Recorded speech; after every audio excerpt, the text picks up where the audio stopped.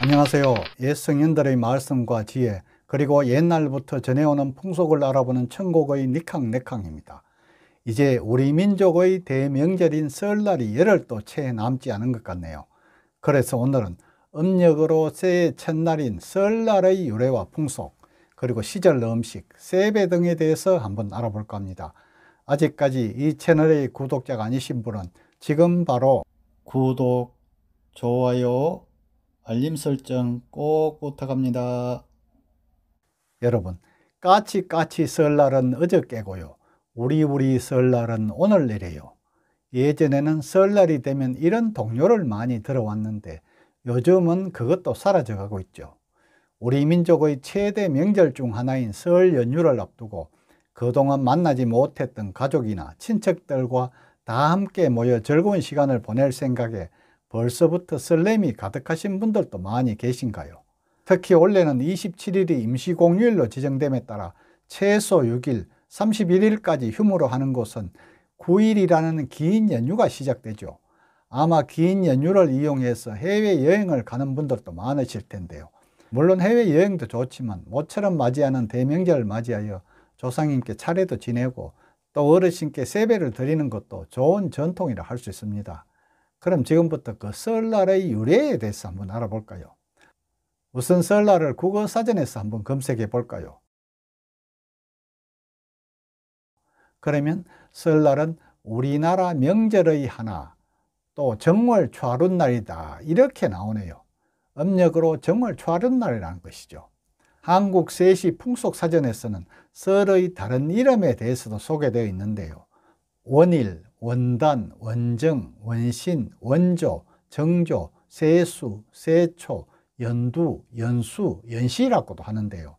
이는 대개 한 해의 첫날임을 의미하는 말이죠. 또한 신일, 달도 이렇게도 하는데요.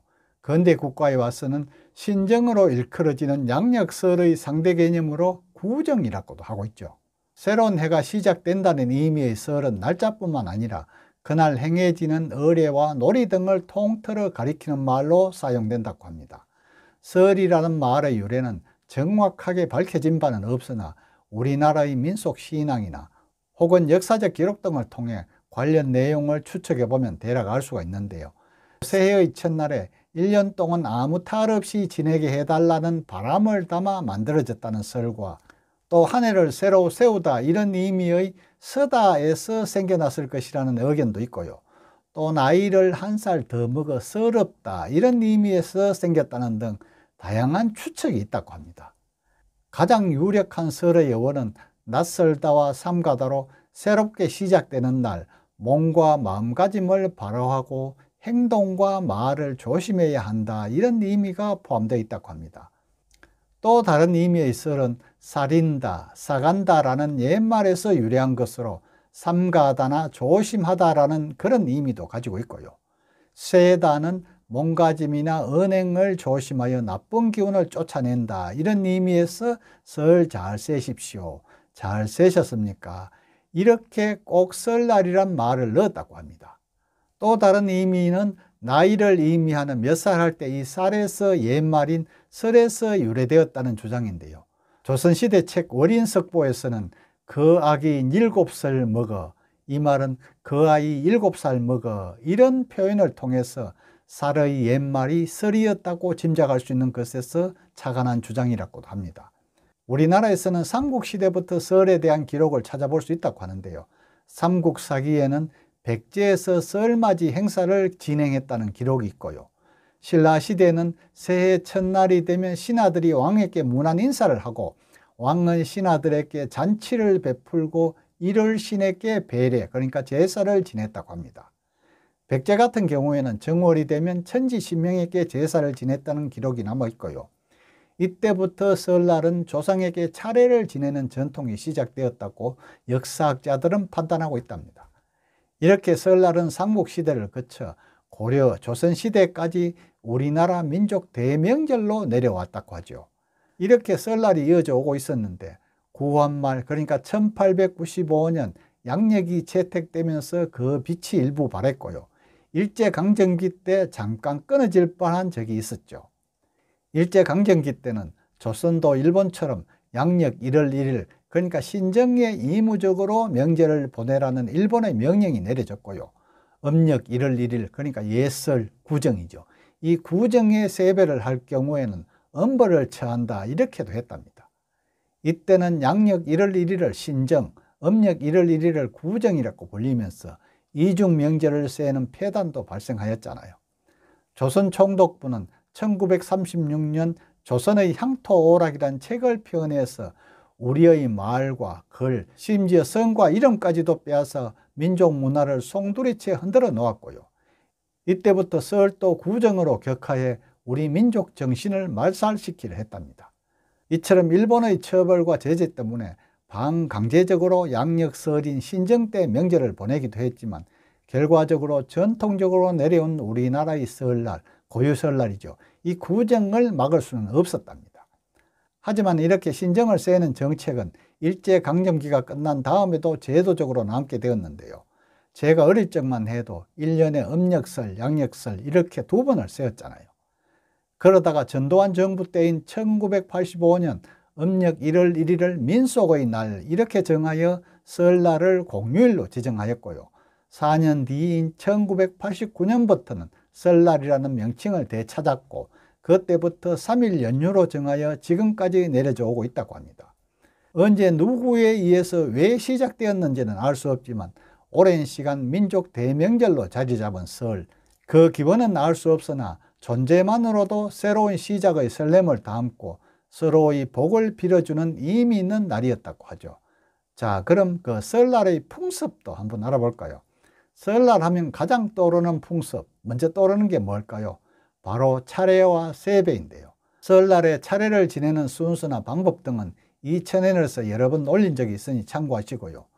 제사를 지낸 후에 아이들이 세배하면 어른들은 덕담과 함께 세뱃돈을 나누어 주시곤 하잖아요. 그런데 이 세뱃돈에도 유래가 있죠. 원래 세배 후에 어른들이 주시는 것은 덕담을 적은 종이가 담긴 복주머니였다고 합니다. 이렇게 이어져 내려오다가 1970년대 우리나라 경제가 크게 발달하면서 덕담과 함께 용돈을 함께 주면서 지금의 세뱃돈이라는 개념이 생겨난 거라고 하고요. 지금의 풍습이 중국의 영향을 받아 점차 돈으로 바뀌게 되었다고도 합니다. 아무튼 어른들이 주시는 돈은 복돈이기 때문에 한 해 동안 복을 많이 받으라는 의미도 담고 있다고 하니 더욱 따뜻하게 느껴지는 것 같은 돈이죠. 설 명절에 자주 볼 수 있는 또 하나는 바로 복조리인데요. 요즘은 좀 보기 힘들죠. 원래 조리라는 이름을 가진 물건인데요. 설날 아침에 복조리를 벽에 걸어두면 복을 담는다고 하잖아요.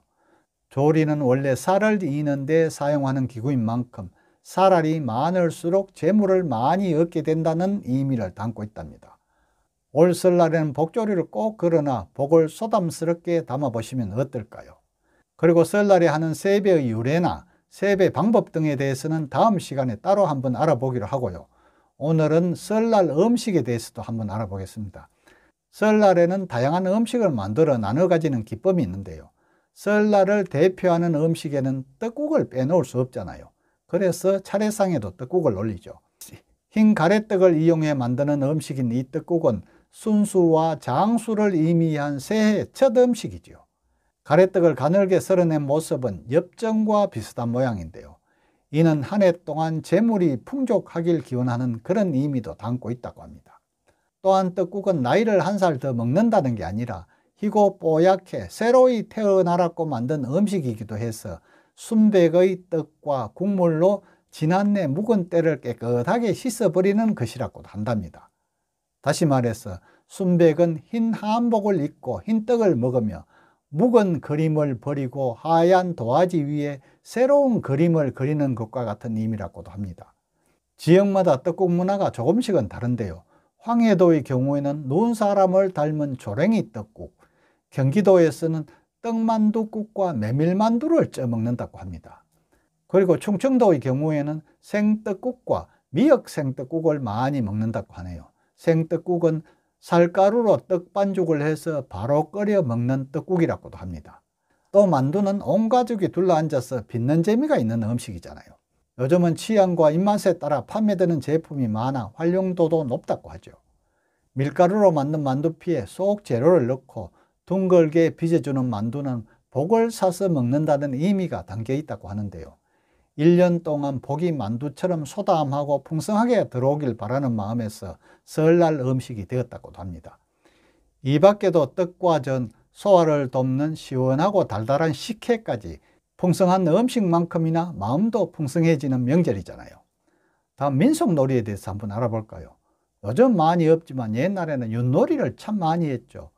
윷놀이는 편을 갈라서 유터로 성부를 겨루는 놀이인데요. 삼국시대 이전부터 전해오는 우리 고유의 민속놀이면서도 현재까지 전통을 이어져 오고 있답니다. 정월 초하루부터 보름날까지 남녀노소 할 것 없이 누구나 즐겼고요. 풍년을 기원하는 소망이 담겨 있다고도 합니다. 다음 제기차기입니다. 이건 요즘 60대 이상 되시는 분들은 어릴 때 정말 많이 한 놀이라고 하잖아요. 제기를 가지고 발로 차는 놀이로 주로 겨울에서 정초에 걸쳐 놀던 놀이랍니다.